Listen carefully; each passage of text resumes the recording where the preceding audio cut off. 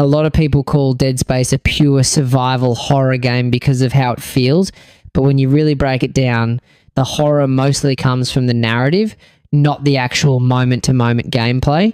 Mechanically, even the first game is much closer to an action shooter than people like to admit, and that's exactly why later entries leaned harder into action without technically betraying the original design. In Dead Space 1, the fear comes from the situation, not from mechanical weakness. You're trapped on a dead ship. Everyone is dead. Your girlfriend is gone. The environment is hostile. Bodies move after death. The marker messes with your mind. That's where the horror really lives. But in terms of gameplay, Isaac is actually pretty powerful.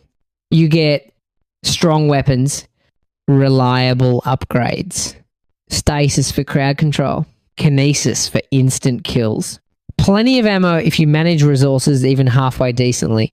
You are not helpless, you are dangerous. The game just places you in horrifying circumstances. That's narrative survival horror, not mechanical survival horror. Classic mechanical survival horror works differently. Games like early Resident Evil or Silent Hill make you feel weak through awkward controls, limited saving, very low ammo, clunky combat, enemies you often have to avoid instead of fight. Dead Space never truly does that. It lets you fight back confidently almost the entire game.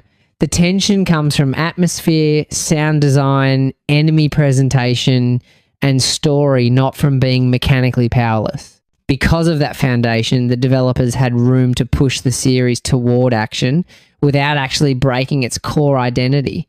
By the time you get to Dead Space 2, they leaned harder into faster movement, more enemies, and bigger set pieces. But the game still felt like survival horror because the story was still horrific.